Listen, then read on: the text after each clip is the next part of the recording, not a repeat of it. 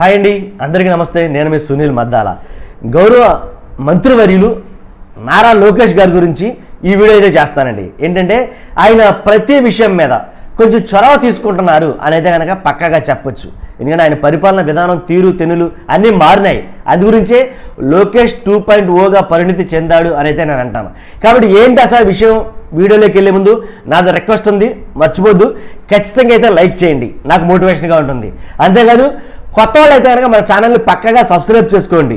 ఇలాంటి interesting political topic వీడియోలు అంటే పార్టీలకు అతీతంగా ప్రజలకు ఉపయోగపడే వీడియోలు మాత్రమే ముందుకు వస్తుంటాయి. అంతేకాదు వీడియో ఎండ వరకు చూసి మీ అమూల్యమైన అభిప్రాయాన్ని లోకేష్ గారి పరిపాలన విధానం బట్టి, ఆయన పరిపాలన చేస్తున్నటువంటి ఆ తీరుతెన్నులు బట్టి మీ అమూల్యమైన అభిప్రాయాన్ని కామెంట్ రూపంలో తెలియజేయండి, 10 మందితో పంచుకోండి. ఏంటి అసలు లోకేష్ గారు ఏం చేశారంటే కనుక, ఏం చేశారు అంత మెచ్చుకోదగ్గ పనులు అవి చెప్పే ముందు అదే మంత్రివర్యులకి నాదో విన్నపం లేదా విజ్ఞాపన, నాది అంటే నాది కాదు, ఆంధ్ర రాష్ట్ర ప్రజలందరి విజ్ఞాపన విన్నపాలు కొన్ని ఉన్నాయి. అవేంటో చెప్తాను. ముందు అంటే చేస్తున్న మంచి పనులకు ముందు విజ్ఞాపనలు చెప్తున్నాను. ఏంటంటే కనుక ఏదైతే అన్ని విషయాల్లోనూ చొరవ తీసుకుంటున్న లోకేష్ గారు, అలాగే అమ్మకు వందనం అంటే విద్యాశాఖ మంత్రిగా అన్ని విషయాల్లోనూ చొరవ తీసుకుంటున్న లోకేష్ గారికి అమ్మకు వందనం అనే పథకం గురించి కొంచెం చొరవ తీసుకుంటే బాగుంటుందేమో అని అనిపించింది నాకు. అదే విషయం రాష్ట్ర ప్రజలందరూ అనుకుంటున్నారు. ఎందుకంటే అమ్మకు వందనం గురించి ఒక జీవో అయితే పాస్ చేశారు. విద్యాశాఖ మంత్రి గారికి తెలియకుండా, ముఖ్యమంత్రి గారికి తెలియకుండా, ఉప ముఖ్యమంత్రి గారికి తెలియకుండా ఏ జీవో బయటకు రాదు. అమ్మకు వందనం అందరికీ కాదు, తల్లికి మాత్రమే. ఎంతమంది అయితే తల్లులు ఉన్నారో అన్ని లక్షల మంది తల్లులకు మాత్రమే అమ్మకు వందనం వర్తిస్తుంది, అమ్మకు వందనం వాళ్ళ ఖాతాల్లో జమ అవుతుంది అనేది ఒక జీవో దాన్ని పాస్ చేశారు. పాస్ చేసిన తర్వాత వెంటనే దాన్ని సరిదిద్దుకోవడం కోసం, అంటే బీభత్సమైన రచ్చ జరగడం వల్ల దాన్ని సరిదిద్దుకోవడం కోసం గౌరవనీయులైనటువంటి ముఖ్యమంత్రి వర్యులు చంద్రబాబు నాయుడు గారు మాట్లాడితే ఏం మాట్లాడారంటే, ఎవరు రిలీజ్ చేశారా అసలు ఆ జీవోని ఎవరు విడుదల చేయమన్నారు, ఎవరు విడుదల చేశారు, దీని వెనక ఎవరున్నారో వాళ్ళపైన బాధ్యులపైన సీరియస్గా యాక్షన్ తీసుకోండి అనేది కొన్ని మాటలు టపా పేల్చేశారు ముఖ్యమంత్రి వర్యులు. కాకపోతే నేననేది ఏంటంటే, ఈ విషయంలో చంద్రబాబు నాయుడు గారికి లోకేష్ గారికి ఒకంత ఏమన్నా కొంచెం మనస్పర్ధలు వస్తే రావచ్చేమని అనిపించింది నాకు. ఎందుకంటే రిలీజ్ చేస్తే నువ్వా నేనా అన్నట్టు అయితే గీతే ఆయన చేయాలి, లేదంటే కనుక మీరు చేయాలి. ఇంకా అంతకుమించి అధికారులు మాత్రమే చొరవ తీసుకుని ఒక జీవోను పాస్ చేసే అంత పరిస్థితి ఆంధ్రప్రదేశ్లో కాదు, 2 తెలుగు రాష్ట్రాల్లో ఇంకా రాలా. ఇంకొక 50 సంవత్సరాలు పట్టొచ్చు. అధికారులు మాత్రమే డెసిషన్ తీసుకుని జీవోలు పాస్ చేసే స్థాయికి అధికారులు వెళ్ళాలంటే ఇంకొక 50 సంవత్సరాలు పడుతుంది నాకు తెలిసి. కాబట్టి అధికారులకి ఏం కాదు కానీ తెలుసు, అందరికీ తెలిసిన విషయం.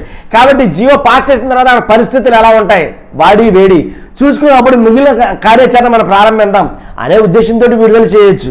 మొత్తానికి ఏదైతేనండి విడుదల చేశారో అయ్యే ప్రజలు నచ్చలేదు, మళ్ళీ దాన్ని మళ్ళీ రీబ్యాక్ చేసుకున్నట్టున్నారు.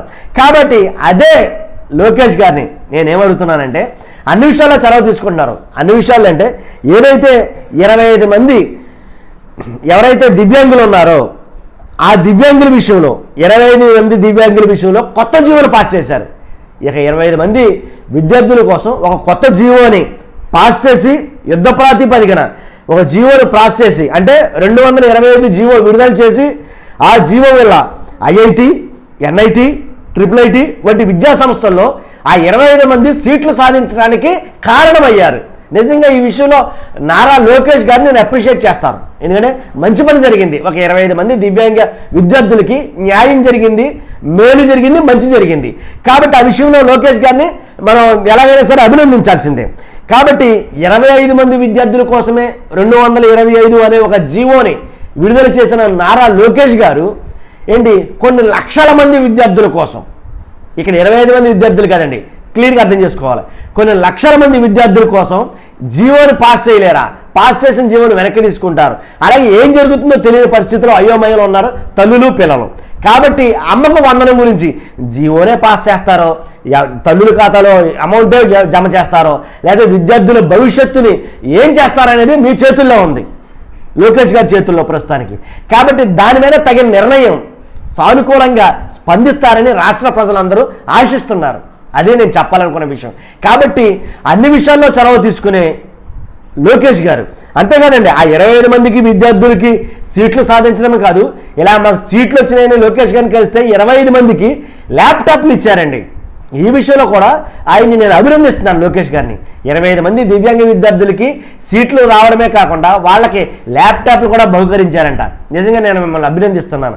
అదే విషయంలో అంతే విధానంగా కాబట్టి కొన్ని లక్షల మంది విద్యార్థులకి ల్యాప్టాప్లు పంచాల్సిన పరిస్థితి ఉంది. ల్యాప్టాప్లు కాదు సారీ ట్యాబ్లు, ఏదైతే హై స్కూల్ విద్యార్థులు ట్యాబ్లు ఇస్తున్నారో ఆ ట్యాబ్ల పంపకాల గురించి ఒకసారి మాట్లాడితే మనం అమ్మక వందనం గురించి ఒక్కసారి లోకేష్ గారి నోటంట కొన్ని మాటలైతే నేను వినాలనుకుంటున్నాం ఆంధ్రప్రదేశ్ రాష్ట్ర ప్రజల తరపున. ఎందుకంటే ఏం జరుగుతుంది, ఏం చేస్తారు, ఏం చేయబోతున్నారు అనేది లోకేష్ గారే సవివరంగా ఆంధ్రప్రదేశ్ రాష్ట్ర ప్రజలకి ఒక ప్రెస్ మీట్ పెట్టో లేదా ఒక సమీక్ష చేసో లేదా ఏదో ఒకటి వినతిలో ఏదో ఒకటి మొత్తం మీద 4 మాటలైతే కనుక మీరు ఆంధ్రప్రదేశ్ రాష్ట్ర ప్రజలు చెప్పినట్టు కనుక చాలా దిల్ ఖుష్ అవుతుంది ఆంధ్రప్రదేశ్ రాష్ట్ర ప్రజల మనస్సు. అదండి. అంతేకాదు ఆంధ్రప్రదేశ్లో లోకేష్ గారు తీసుకున్నటువంటి ఏదైతే పరిపాలనా విధానం ఉందో సింపుల్ గవర్నమెంట్ ఎఫెక్టివ్ గవర్నెన్స్, నిజంగా చాలా మంచి కార్యక్రమం అది. కాబట్టి సింపుల్ గవర్నమెంట్ ఎఫెక్టివ్ గవర్నెన్స్ నినాదంతో లోకేష్ గారు ముందుకు వెళ్తున్నారు. అలాగే రీసెంట్గా వాట్సాప్ నెంబర్ కూడా ఇవ్వడం జరిగింది. మీ సమస్యలు వాట్సాప్లో పెట్టండి, దానికి నేను స్పందిస్తాను, తగిన చర్యలు తీసుకుంటానని చెప్పడం జరిగింది. అలాగే వాట్సాప్ పెట్టిన 4 రోజుల్లో ఎప్పుడో మొత్తాన్ని బ్లాక్ చేసేసారు. ఎందుకు బ్లాక్ చేశారు అనేది అంటే ఎక్కువ తండోపతండాలుగా మెసేజ్లు వస్తున్నాయి. ఎవరి విషయంలో ఈ దివ్యాంగ విద్యార్థుల సమస్య పూర్తి చేసిన వెంటనే ఏంటి బేభత్సమైనటువంటి మెసేజ్లు వస్తున్నాయి. అందువల్ల వాట్సాప్ని బ్లాక్ చేయడం జరిగింది. అది ఆటోమేటిక్గా బ్లాక్ అయిపోవడం జరిగింది. ఎవరు బ్లాక్ చేశారంటే మేటా ఏదైతే వాట్సాప్ సంస్థ ఉందో వాళ్ళే బ్లాక్ చేశారు అని అయితే చెప్పడం జరిగింది. ఆ మెసేజ్లో నాకు తెలిసి సగం ఈ అమ్మకు వందనం గురించే ఉంటాయేమో అని నాకు అనిపించింది. అది కరెక్టో కాదనేది మీరే చెప్పాలి. కాబట్టి ఇంకోటి ఏంటంటే కనుక ఈ హలో లోకేష్ కార్యక్రమం ఏదైతే ఉందో దాన్ని కొనసాగించాలని చాలామంది కోరుకుంటున్నారు.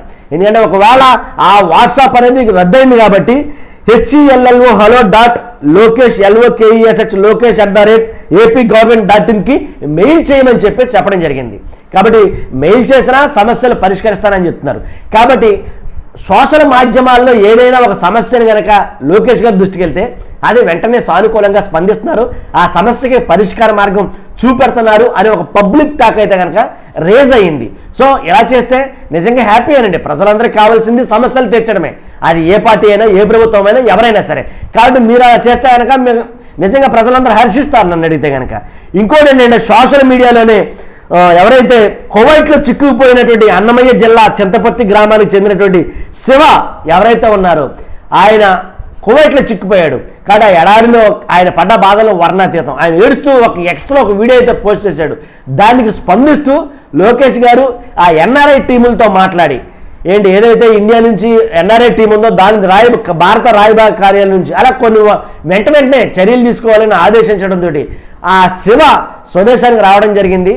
అది స్వదేశానికి వచ్చిన తర్వాత చాలా హ్యాపీ ఫీల్ అయ్యారు. ఆ వీడియో కూడా పోస్ట్ చేయడం జరిగింది. సో సోషల్ మాధ్యమాల్లో వస్తున్న సమస్యలే కాకుండా మాధ్యమాల్లో రాని సమస్యలు కూడా అంటే ఇలాంటి అమ్మక వందనం కానీ రైతు భరోసా కానీ అలాగే ఏవైతే పథకాలు ఉన్నాయో ఆ పథకాల గురించి కూడా కొంచెం మాట్లాడితే ఇంకా చాలా బాగుంటుంది, ప్రజలందరూ హ్యాపీగా హర్షిస్తారు. సో ఇంతకుముందు కూడా కేటీఆర్ గారు ఎలాగే సోషల్ మాధ్యమాల్లో ఏది పెట్టినా సరే చాలా వెంటనే స్పందించేవారు. సో అదే పందాలో లోకేష్ గారు స్పందిస్తూ ఉంటే ఆయన్ని గుర్తు చేశాడు ఈయన. కాబట్టి సో ఇలాంటి విషయాలు మంచి జరిగితే మంచి అని చెప్పాలండి, చెడు జరిగితే చెడు అని చెప్పాలి. కాబట్టి లోకేష్ గారికి మనం విన్నప్యం ఏంటంటే కనుక అమ్మకు వందనం, రైతు భరోసా ఇలా కొన్ని పథకాలు ఏవైతే ఉన్నాయో ఆ పథకాల గురించి కూడా చొరవ తీసుకోవాలని, అన్నిటితో చొరవ తీసుకున్నారు కాబట్టి వీటి విషయంలో కూడా కొంచెం చొరవ తీసుకోవాలని నా అభిప్రాయం. చూస్తున్నా మీరు అందరూ కూడా నాకు మోటివేషన్గా ఉంటుంది. ఖచ్చితంగా లైక్ అయితే చేయండి, మర్చిపోవద్దు. అలాగే కొత్త వాళ్ళైతే కనుక మన ఛానల్ పక్కాగా సబ్స్క్రైబ్ చేసుకోండి. దీని మీద ఈ వీడియో మీద మీ అమూల్యమైన అభిప్రాయాన్ని నాకు తెలియజేయండి. Thank you very much.